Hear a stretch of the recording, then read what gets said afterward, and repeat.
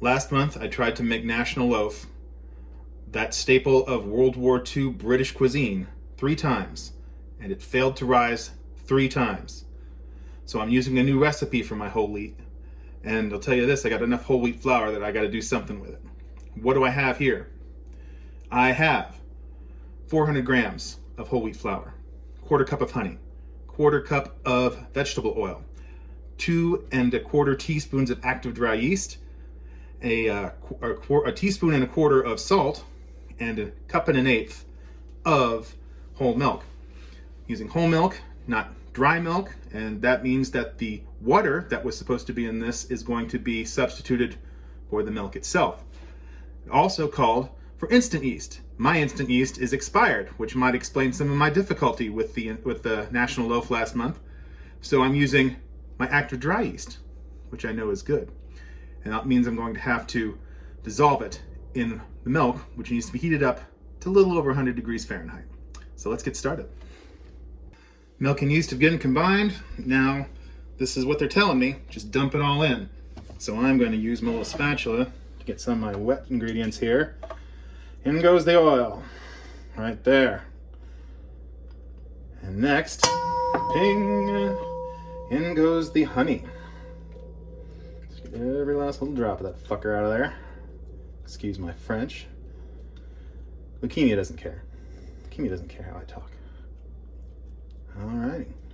Now, that'll be close enough for our purposes. The salt, and of course, the flour. This is all supposed to be put in one big lump and mixed. They recommend you use a stand mixer. I got a stand mixer. I stand here and I mix it. So, until it's just combined. And now that we've got this started here, I'm going to be right back with you as soon as this begins to look something like dough. Okay, well that is it. That is combined. This is supposed to rest for about 6 to 8 minutes before we actually do some kneading. I don't know about you, that looks awfully heavy. Confidence level really low right now. Actually, that was a half hour it was supposed to rest, so we did that. Now the thing is, we have to do this on a lightly oiled work surface. I just sprayed some Pam. My hands are also oiled. Knead it for 8 minutes. So, with the assistance of our friend Alexa, set a timer for 8 minutes. 8 minutes, starting now. Got it right the first time. What a gal. All right, this is going to be a little while. It's boring. Kneading is not exciting. We're going to get to it.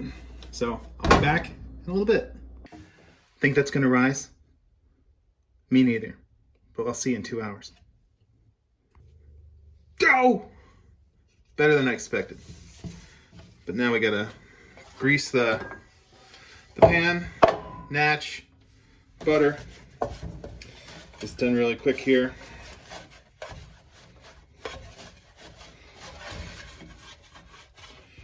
And then we're gonna spray it with a little Pam. And then we're going to form it into a loaf, rather. It's not super high. I'm not confident. So this is what happened last time when I was doing this, is that I would get to this point, and you get that initial rise. And then,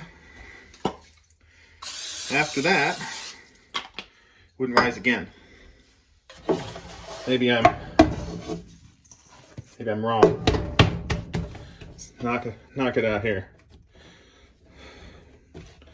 Rolled into, it says an 8-inch log, it says. Here we go.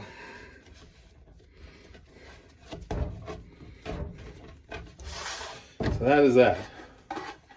The 8-inch log, más o menos. Okay, now, last step. Take some of the plastic wrap that I had covering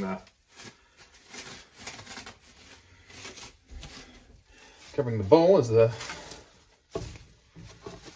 dough is rising. I'll spray it with a little Pam.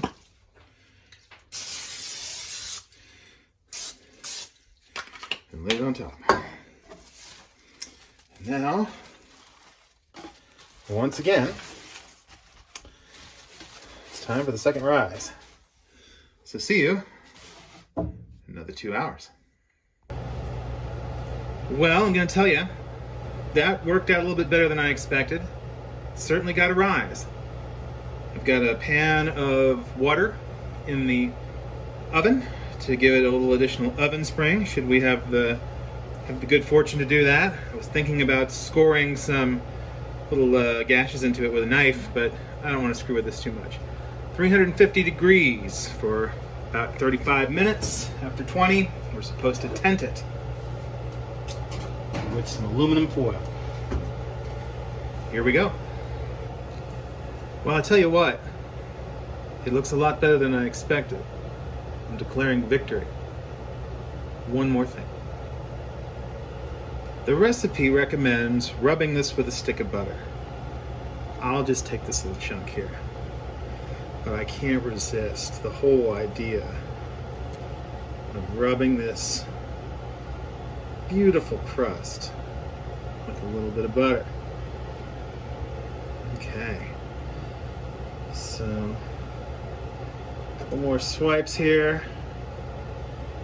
All right, that's going back. I'm the only one eating the butter, by the way.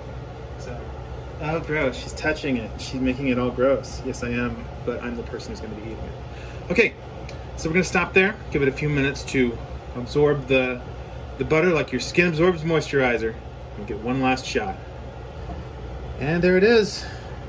Final score. Pretty good.